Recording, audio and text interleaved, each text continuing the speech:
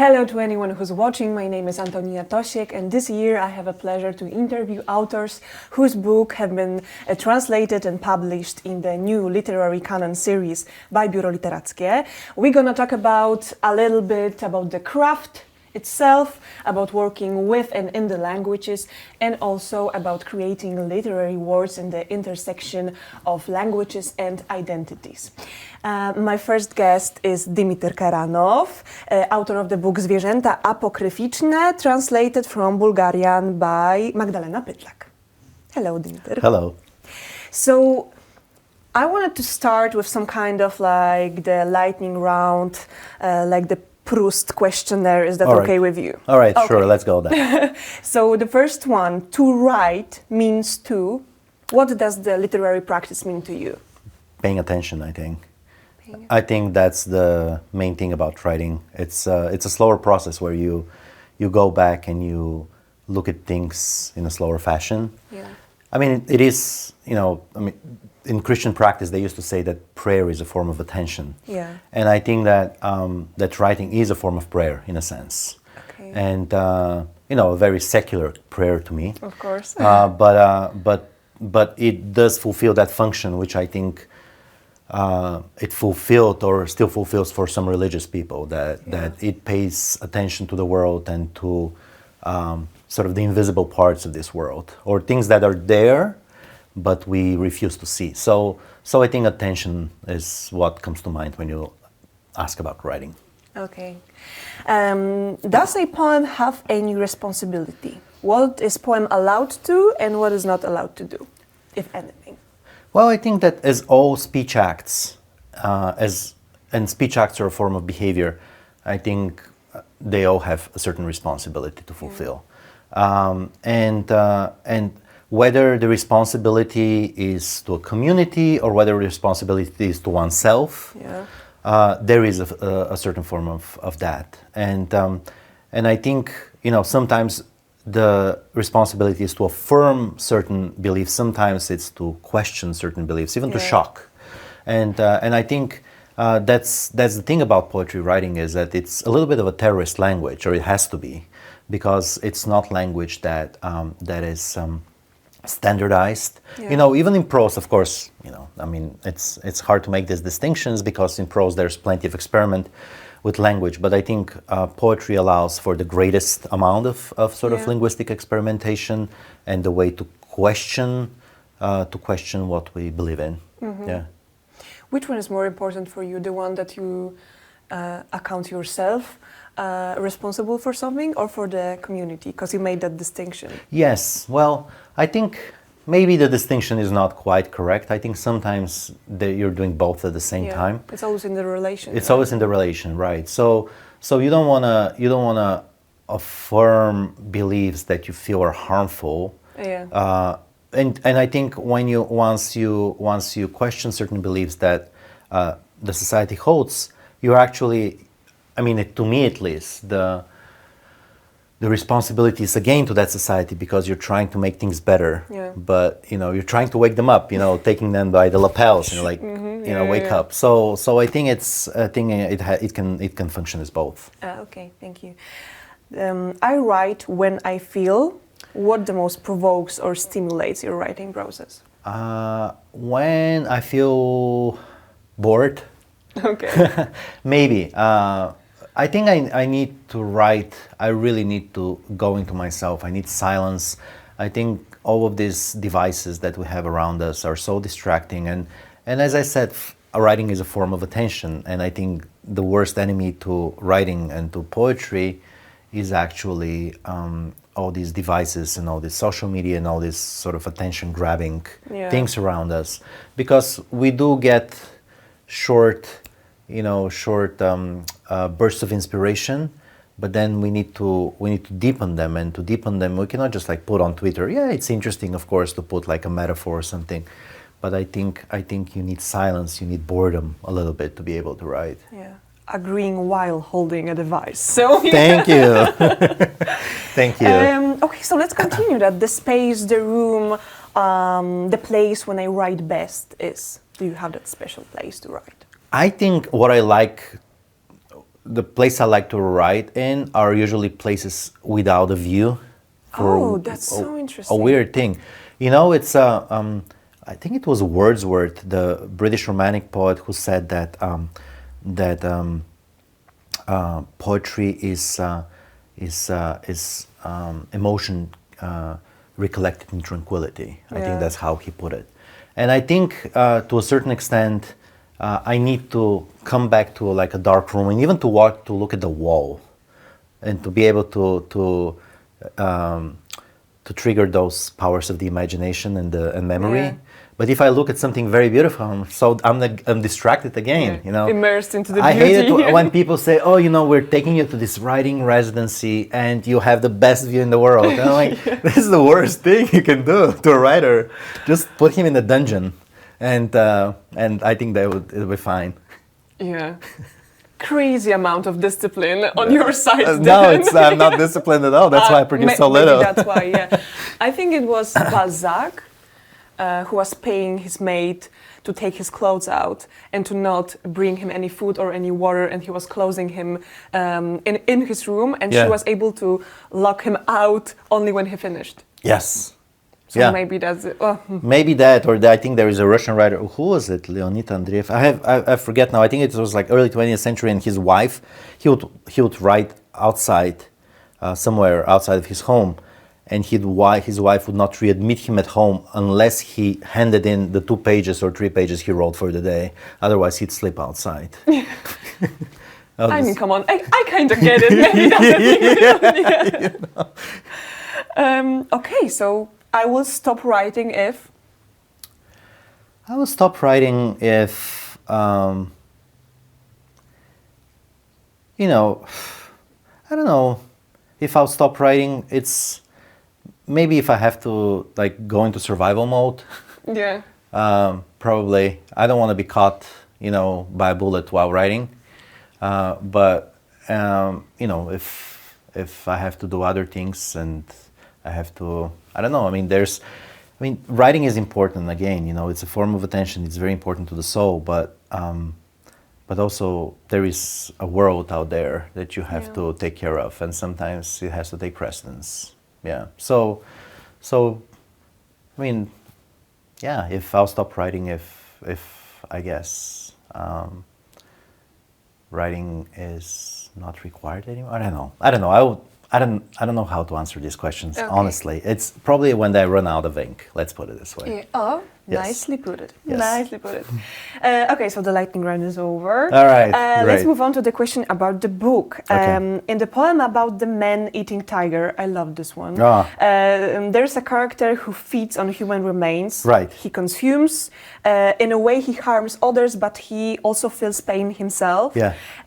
He's in confinement. Yes. And someone is kind of growing a beast within him. Yes. Training him to be a beast. The metaphor of the subject, the subject of the poem, who in a way consumes himself as well, reminds me of the trope of like the author's self-exploitation. Mm-hmm. Does writing poetry have to cost an artist? Yes, there is a cost, I think, and the cost of paying attention to these kind of things is the cost of not paying attention to others, I think, in the world. And sometimes that comes with a cost, you know, regarding your family sometimes, your friends, things that other people do for fun.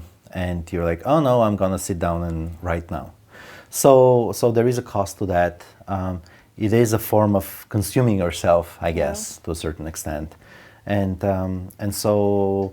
I can see that metaphor that's working with writing as well, where the tiger itself becomes and you know that's the thing, right? That in the end, the tiger, although he's human, he becomes a beast. Yeah, because he was kind of trained to be one. So to awaken the beast within him. So I think there is a real danger actually in. You know, I talked earlier about the wonderful things about paying attention, and there are also horrible things about paying attention. And that is, I remember it was like, I think the Edgar Allan Poe story, the artist, the portrait. Portrait of an Artist, where he's painting this model, this woman, and he's painting, and he's so absorbed, his attention is so absorbed into the painting and to the act of artistic creation. When he turns around, she's dead. So I think there is this, this also double sort of jeopardy, or I don't know what to call it, where writing itself is a form of creation and also a form of destruction, or it could be, if you don't know where to stop. And showing on you like the Dorian Gray portrait. Oh yes, every single violence you needed to face, right? Kind of. Yeah. Okay. Thank you. In your book, what is animalistic is also very human. What is human is a characteristic of animal. The concept of humanity was already being formulated by Plato, and then the Enlightenment thinkers created their own categories, and the modernists and the postmodernist philosophers had their own. Meanwhile, many of those markers have lost their relevance, let's say. Homo faber, the human creator, has become kind of lost, let's say. Animals also bury their dead mourns. They, orcas sing funeral songs underwater. That's one of my favorite things in the world. And pigs hum lullabies to their children, to the little piglets. In your book, in a way, you try to break down this division between the human and the non-human. Do you think the concept of humanity can still be preserved? And what could it mean in the context of the climate change, wars, and the late capitalism? Yes. Well, I mean, the animal has always been so useful to philosophers and to humanity as something to define ourselves against.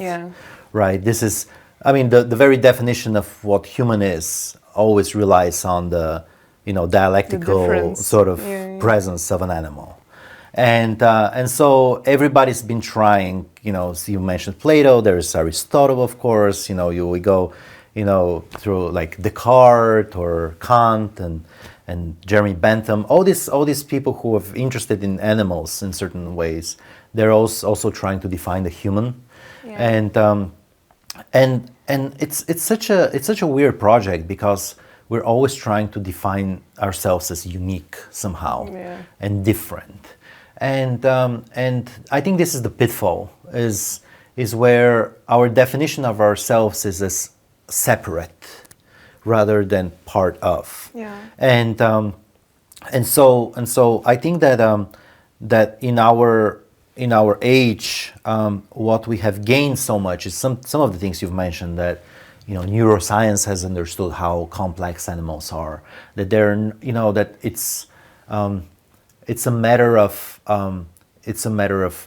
degree of emotional and intellectual experience rather than kind. And we don't know. Maybe some animals are more intelligent than us. We feel octopi. What they do, and we've seen all these movies about them, and we have gained so much knowledge about animal behavior, and the way orcas have culture, and they pass their culture on to other animals and their heirs.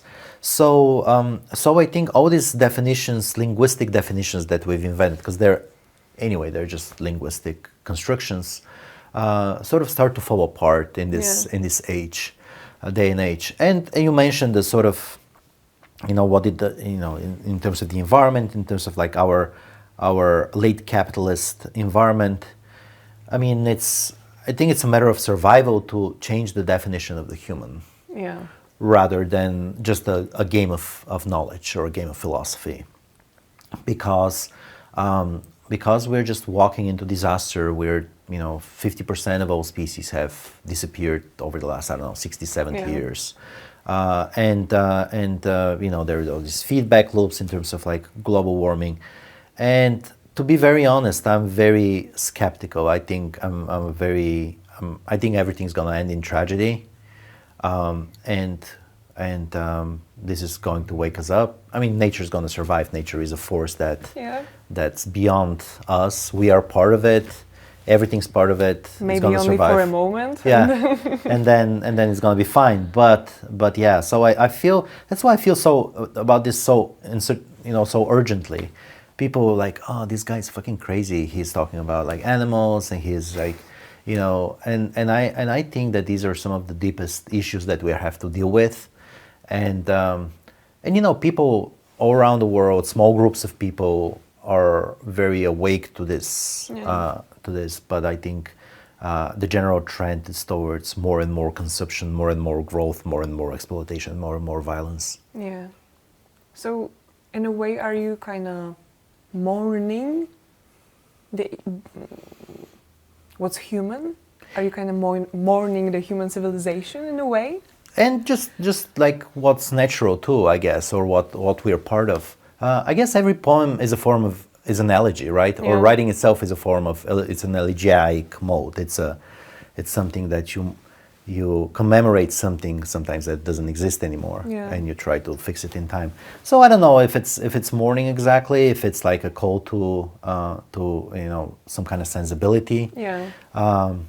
I still do not give up. I mean, it's kind of like my mode is like hope beyond hope, right? So I think this is the Beckett thing. I can go on, I'll go on. I think there is a certain kind of strength and courage to that. Still didn't run out of ink. Yes. Yeah. I love the metaphor.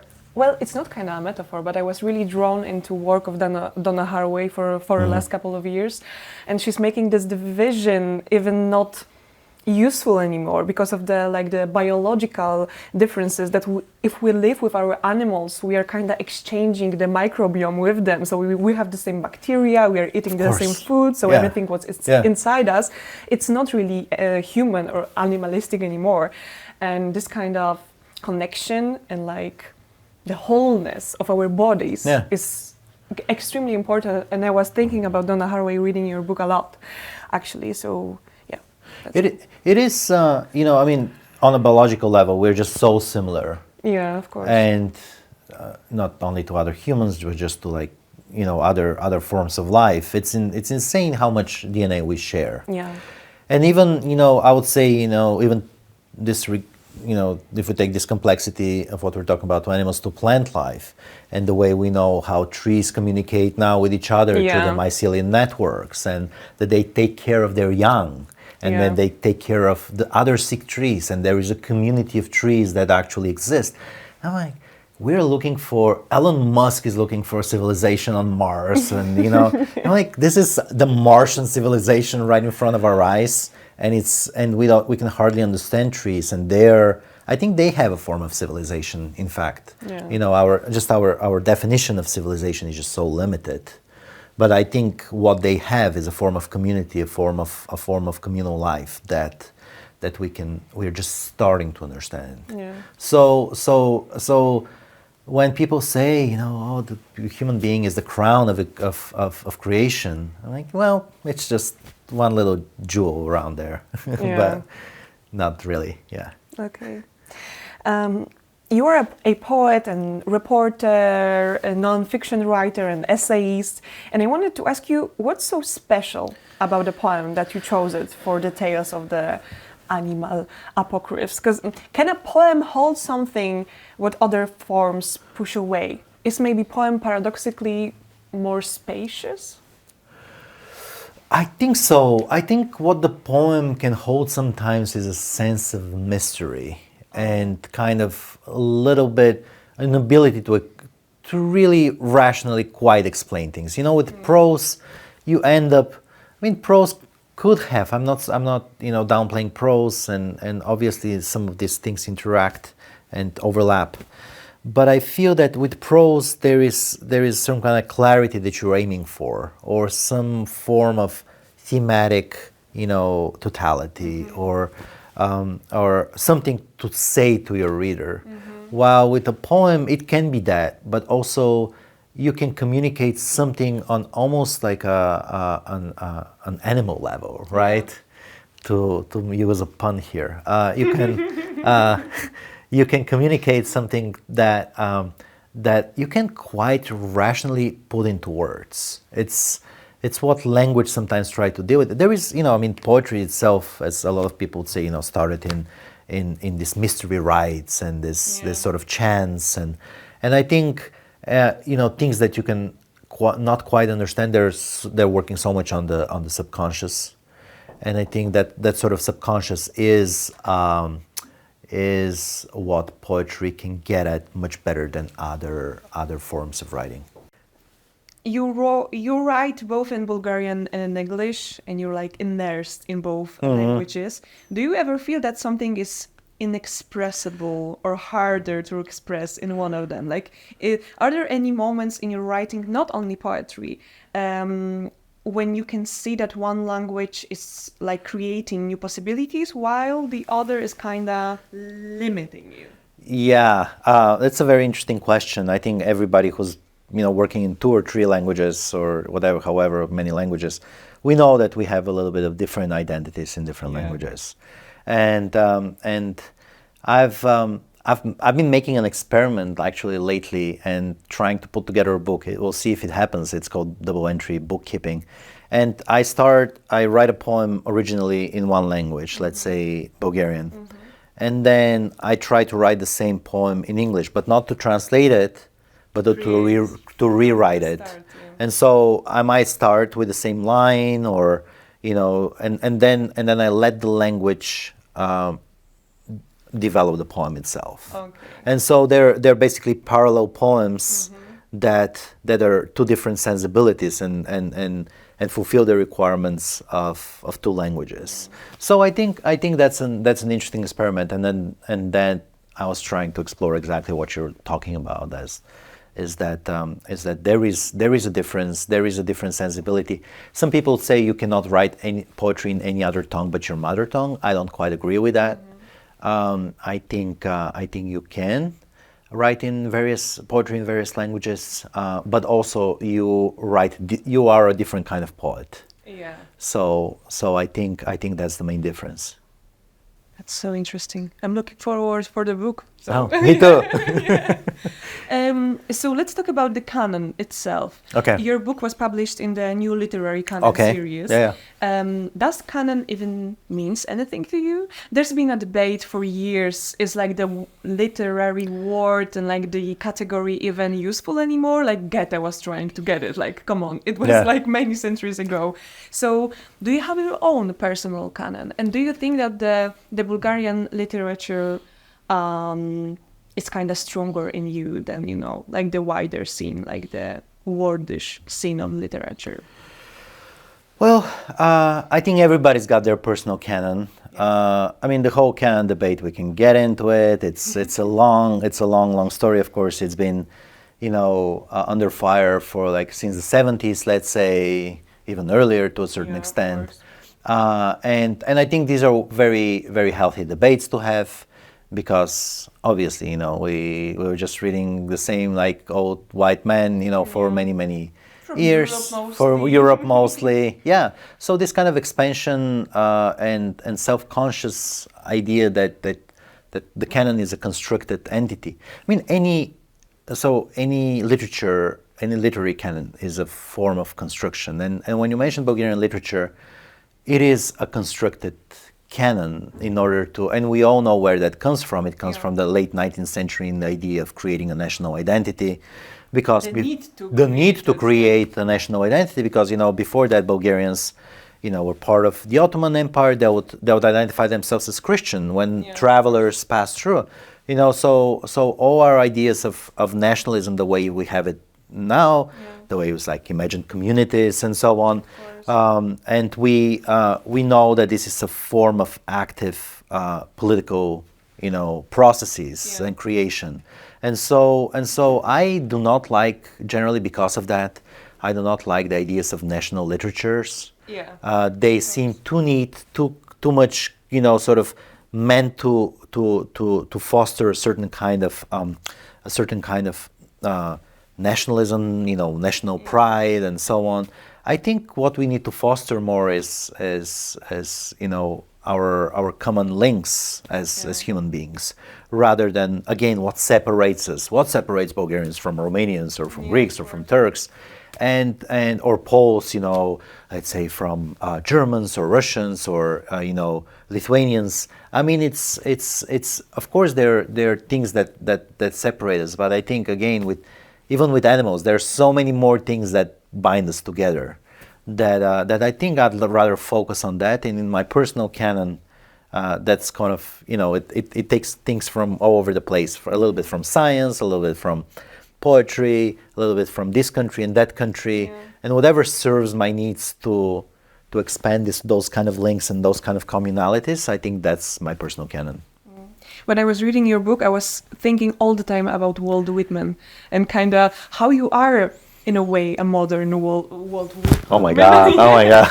Because he was so socially involved and aware, and also trying to discover all of those links between him and nature, and trying, to just like immerse into, but still become separate, and very cautious about his own perspective. And isn't it a violent thing to see things in a certain way? Right. Yeah, so that was, he's a great poet. I think those two poets, the founders of American poetry, Walt Whitman and Emily Dickinson, in completely different traditions. So I think both of them still are two of my canonical writers, for sure. And Whitman, you're right about both the inclusivity and sort of praising a certain kind of diversity. I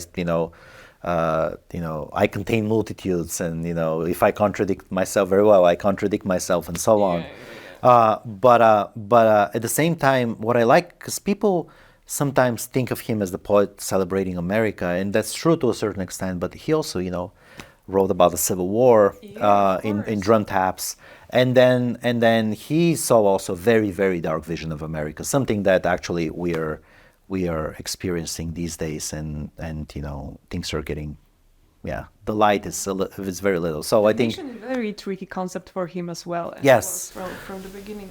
Exactly, and he, he wrote in a time when American expansionism and the idea of like manifest destiny and taking over the West and taking over, Mexico or the Western territories, and the genocide against Native Americans.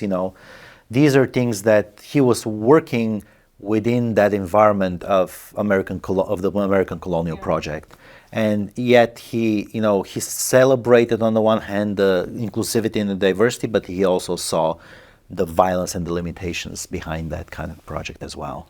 And that's why he reminds me. You remind me. Thank you. All right, you have to write it in the blurb, the modern Walt Whitman. I will. Thank you. So our new canonic, even though trying to blow up the canon from within, writer Dimityr Kenarow, author of Zwierzęta apokryficzne. Thank you so much, Dimityr. Thank you.